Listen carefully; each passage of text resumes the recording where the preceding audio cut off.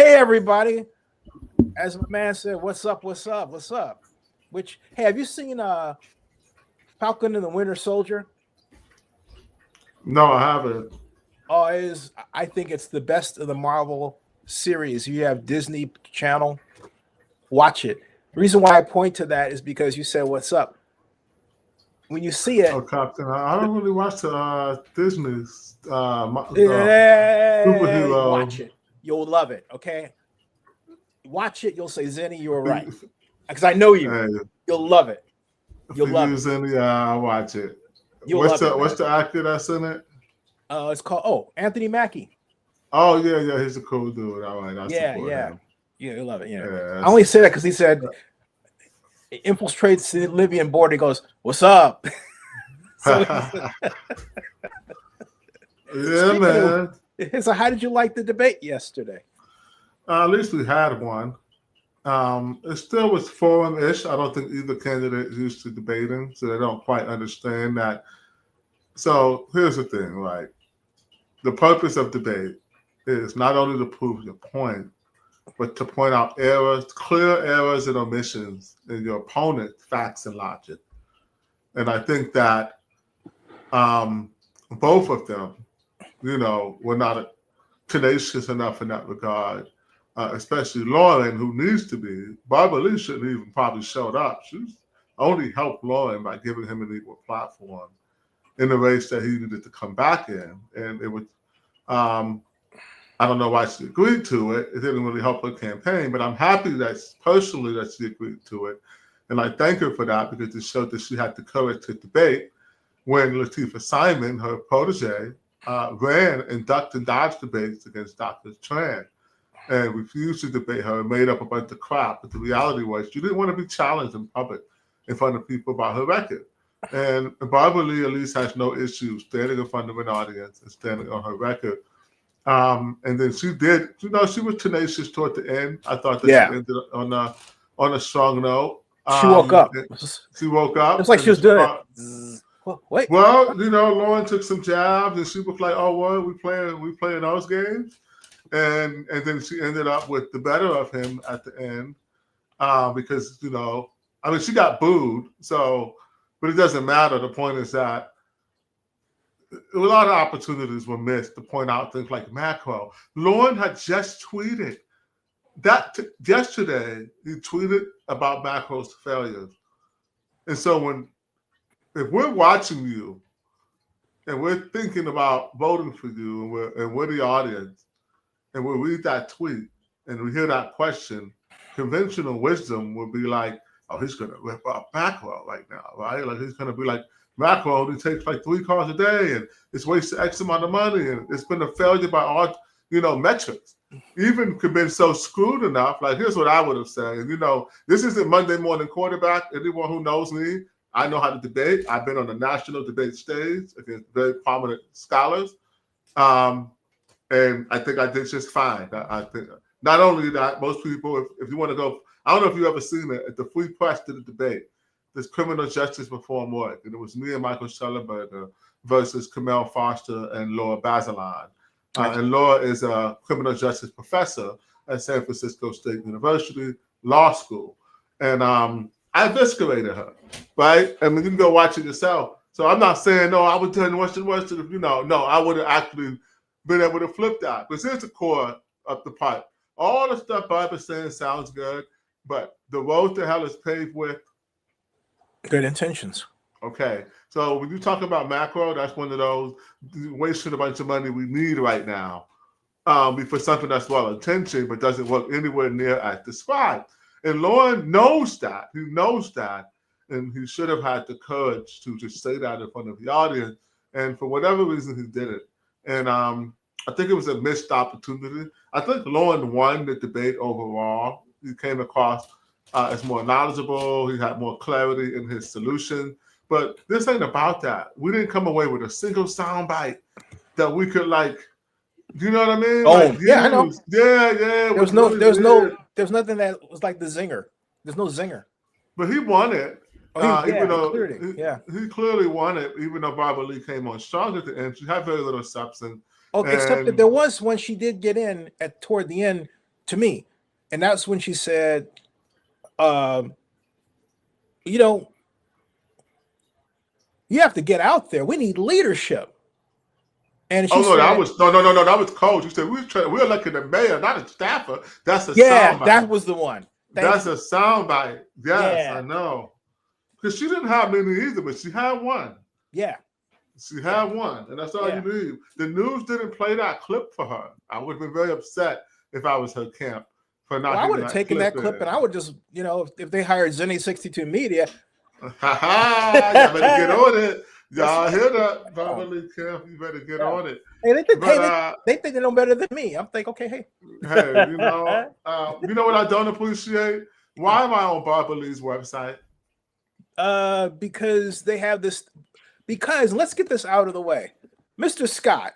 Do you have anything against anyone who's trans? Yes or no? No. Do you matter of fact, what they're using as the basis of that is now the default position of a Democratic Party, and no one got canceled that writes their checks. So a lot of people who actually write checks for these people who all of a sudden want to just memory hold the fact that children do not have they cannot make an informed consent on a permanent medical decision. These are people who can't get tattoos, they can't go to war, they can't drink, they can't drive. They have all these other restrictions for a reason. They're children.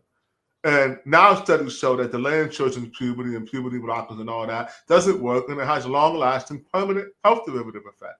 And every country that was on the forefront of trans stuff, it's canceled it. And now the Democratic Party is canceling it. And they're reversing their course on all of these things.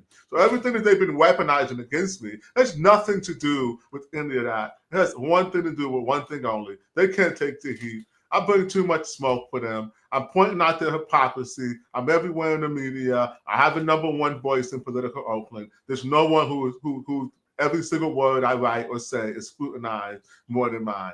And I welcome a challenge, right? I'll debate, and I don't have to. A wise person once said, when you tell the truth, you don't have to remember nothing.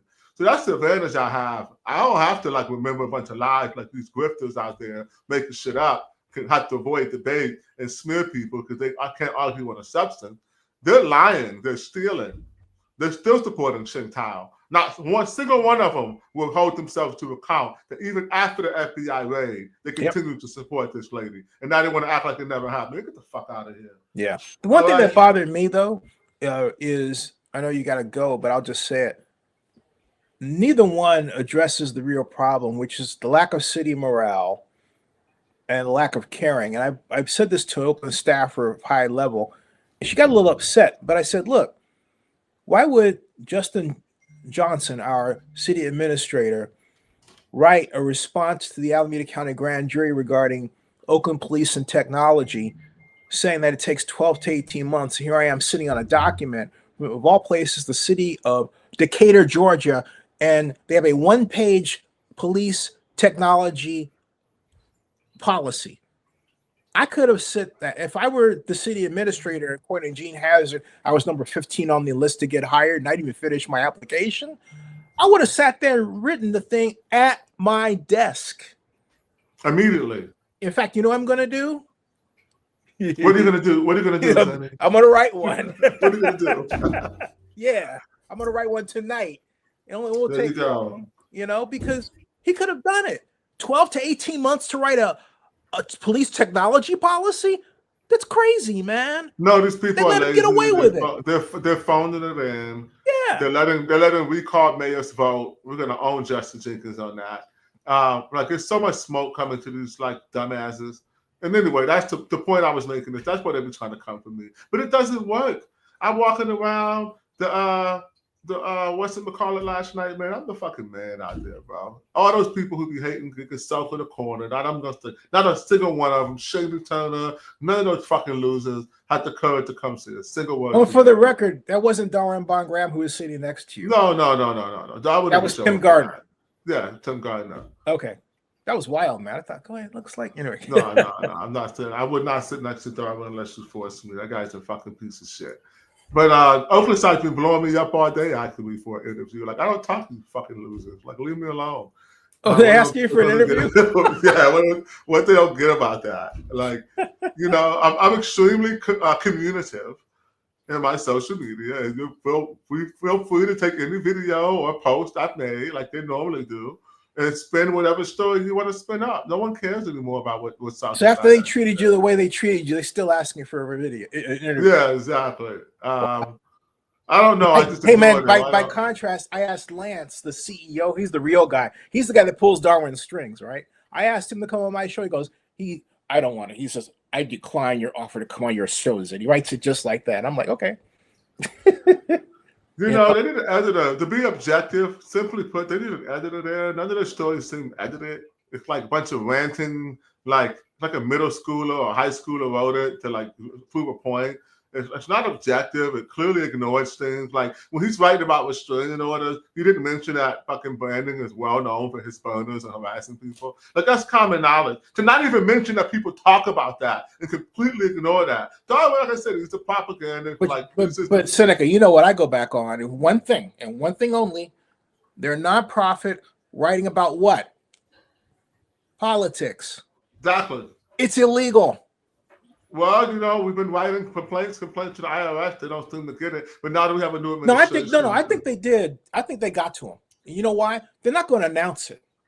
They're not going to announce. Oh, by the way, I will say that they didn't even write an article about their own forum. That was funny. No. And the volume of articles they've been putting out has greatly declined. So they're cooking up something to try to put their thumb on the election as usual, you know. No, and then no one cares about them anymore. They're going to try to smear Lauren and concoct some sort of conspiracy theory. You know, it doesn't really matter because, you know, like I said. No, you know why though? Hey, check it, because Lauren isn't paying them anymore. But when Lauren was a council member and he was part of that gravy train of politicians feeding them money, you have doubts, check ZennyReport.com. Just type Oakland side. It's right there. You can see who was at the party. You can see who was at the party. But now that he's off their gravy train, oh yeah, he's fair game. Hey, well, you know me, I never go to none of the parties. They don't invite me. But when I do show up, you know, it's all love and respect. And I frequently get thank you so much for all the work that you do and how much you fight for Oakland. Which is why I do what I do. So I don't really care that they have to like talk about me. I'm just saying it shows that she doesn't have her head in the game either. If Barbara Lee plans to lead by proxy and the people that she's putting in positions of power is basically a continuity of the same people who gave us the same failed policies that are destroying our city today, come on, lady. Like, you're going to ruin your legacy. So I wish her the best if she wins, which she probably will. You know, like, yesterday was the moment that Lauren could have taken this campaign by the reins and really because he hit base hits, but he doesn't have that knockout blow. He doesn't know how to deliver it, and it's not the first time. He could have done it against Shang. You know what I'm talking about? He could have done it against Shang when the whole matter of ranked choice voting came up in the count.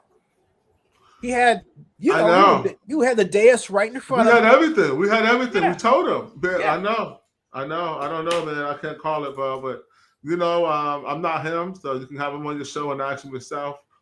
You know, I can't answer why he did not, you know, do what we like. Again, if you're posting on your own X account that Macro's a sham, then Macro comes up and you don't say simply, "Hey, Macro's a sham," and use it and weaponize that to discredit Barbara and her lack of knowledge about what's really going on right now.